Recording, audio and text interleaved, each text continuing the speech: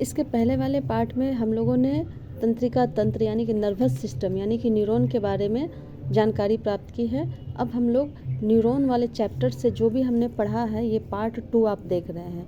इसमें उसके रिगार्डिंग पहले जो भी क्वेश्चंस बनते हैं हम लोग उस पर गौर करेंगे, क्योंकि हम लोगों का जब भी कोई एग्ज़ाम होता है, यूजीसी नेट बोलें या फिर किसी भी सेट एग्ज़ाम में, क्वेश्चन इसी तरीके से घुमा फिरा के चैप्टर से ही पूछे जाते हैं, लेकिन हम लोग क्वेश्चन की डेप्थ को समझ नहीं पाते हैं।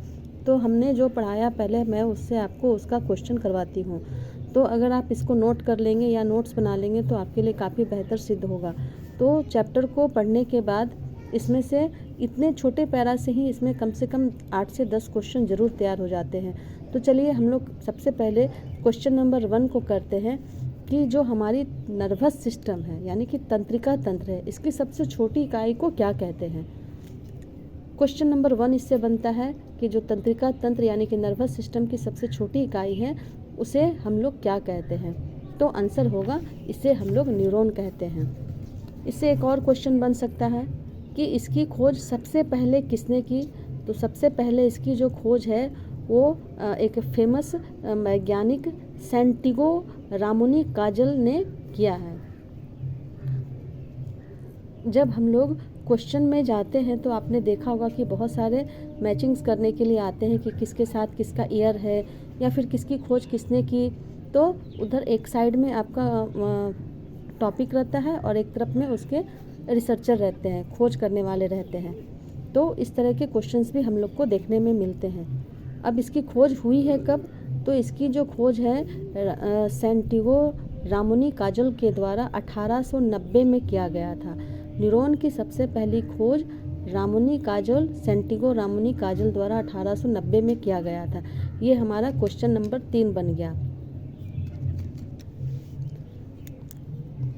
नर्वस सिस्टम की खोज सैंटिगो रामोनी काजल द्वारा किया गया। इनसे प्रेरित होकर के 1891 में विल्हम हेलम वाल्डेयर के द्वारा जो न्यूरॉन यानी कि न्यूरॉन हाइपोथेसिस को जो फेमस बनाया वो कौन थे। तो न्यूरॉन हाइपोथेसिस को फेमस बनाने वाले का नाम है विल्हेल्म वाल्डेयर।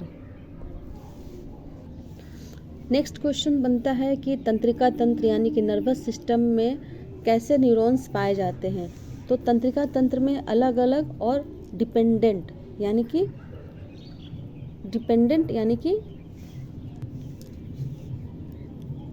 तंत्रिका तंत्र में जो बहुत सारे जो न्यूरॉन पाए जाते हैं वो सारे जो इंडिपेंडेंट होते हैं और वो एक दूसरे से इंटरेक्शन करके तब जो है सो किसी कार्य को आगे बढ़ाते हैं। नेक्स्ट क्वेश्चन हमारा बनता है कि जो न्यूरॉन हमारे जो न्यूरॉन है, जो तंत्रिका तंत्र यानी कि नर्व सेल कहा जाता है जिसको, जो कि नर्वस सिस्टम की सबसे छोटी इकाई है, इसको जो है सो इलेक्ट्रिकल आवेग में कैसे बदला जाता है।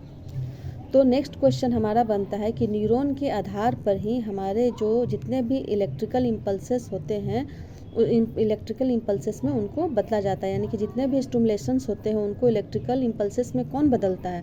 तो न्यूरॉन बदलता है। इलेक्ट्रिकल इम्पल्सेस में बदलने का काम किसका है, न्यूरॉन का है। यानी कि तंत्रिका कोश, नर्व सेल भी जिसको कहते हैं।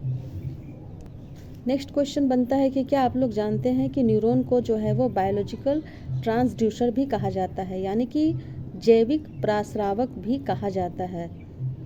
तो न्यूरॉन को हम लोग एक और नाम से जानते हैं जिसको हम लोग बायोलॉजिकल ट्रांसड्यूसर या फिर हिंदी में जैविक प्रस्रावक भी कहते हैं। पूरे मानव शरीर में जो न्यूरॉन्स पाए जाते हैं वो कितने पाए जाते हैं। तो 12.5 अरब न्यूरॉन्स पाए जाते हैं। तो इससे हमारा एक क्वेश्चन और बन जाता है कि हमारे पूरे मानव शरीर में कितने न्यूरॉन्स पाए जाते हैं, जिसका आंसर होगा 12.5 न्यूरॉन्स पाए जाते हैं। जिसका मस्तिष्क में, अब पूछा जाए कि मस्तिष्क में हमारे कितने न्यूरॉन्स पाए जाते हैं, तो मस्तिष्क में 1 नहीं, 2 नहीं, 1000 नहीं, 500 नहीं, बिल्कुल पूरे 10 अरब न्यूरॉन्स सिर्फ हमारे मस्तिष्क में पाए जाते हैं। अगर आपसे पूछा जाता है कि हमारे मस्तिष्क में कितने न्यूरॉन्स पाए जाते हैं तो इसका आंसर होगा 10 अरब। यानी कि हमारे सिर्फ मस्तिष्क वाले पार्ट में जो है वो 10 अरब हमारे जो न्यूरॉन्स पाए जाते हैं। और ये किसने बताया है कि हमारे शरीर में कितने जो न्यूरॉन्स हैं, तो इनको बताने वाला का नाम है लेफ्रे कोइंस। किन्होंने ये प्रतिपादन किया कि पूरे मानव शरीर में 12.5 न्यूरॉन्स पाए जाते हैं? तो लेफ्रे कोइंस ने बताया है कि पूरे मानव शरीर में 12.5 न्यूरॉन्स पाए जाते हैं और मस्तिष्क में यानी कि ब्रेन में 10 अरब के करीब न्यूरॉन्स पाए जाते हैं। अब बात करते हैं कि मानव शरीर में यानी ह्यूमन बॉडी में न्यूरॉन्स के अलावा भी कुछ पाए जाते हैं, जिसको हम लोग क्या कहते हैं? उसको हम लोग सेल कहते हैं यानी कि कोश कहते हैं। तो न्यूरॉन्स के अलावा भी हमारे बॉडी में क्या पाए जाते हैं? तो हमारे बॉडी में न्यूरॉन्स के अलावा सेल पाए जाते हैं यानी कि कोश पाए जाते हैं। नेक्स्ट क्वेश्चन बनता है कि सेल का जो इम्पोर्टेंट काम है वो क्या है? तो सेल का इम्पोर्टेंट काम है वो तंत्रिका कोश को जीवित और हेल्दी रखना होता है। और जो इस तरह के जो सेल होते हैं, इस तरह के कोश को या सेल को न्यूरोलिया या फिर गिलिया कोश भी कहते हैं। तंत्रिका कोश को जीवित और स्वस्थ रखने वाले कोश को न्यूरोलिया या गिलिया कोश कहते हैं। ये भी एक क्वेश्चन बनता है।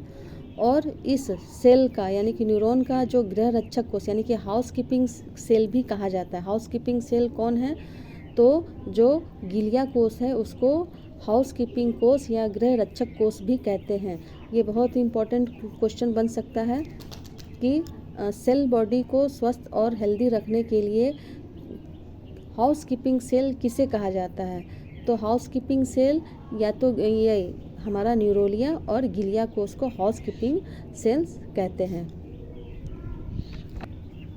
तो इसके पहले वाले पार्ट में हमने चैप्टर का रीडिंग लगाया।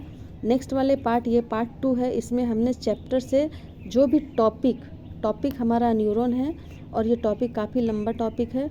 तो जो भी हमने आपको जितने भी लाइन वाइज पढ़ाएं उस लाइन से हमारे जितने भी क्वेश्चन बनते थे उससे कहीं ज़्यादा क्वेश्चन आपको हर एक छोटे छोटे लाइन से बना करके इस वीडियो में आपको बताई गई है।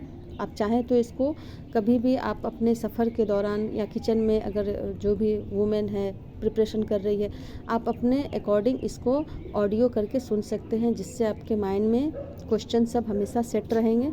अगर आपको वीडियो अच्छी लगती है तो ज़रूर इसको लाइक शेयर सब्सक्राइब जल्दी से कर लें, क्योंकि ये सारे कॉम्पिटिटिव एग्ज़ाम के लिए बहुत ही इंपॉर्टेंट पार्ट है। क्योंकि न्यूरॉन जो चैप्टर है वो सारे इंपॉर्टेंट जितने भी एग्ज़ाम होते हैं करीब करीब इसमें पूछ लिए ही जाते हैं, जिसमें कि आपका साइकोलॉजी वाला पार्ट कवर होता है।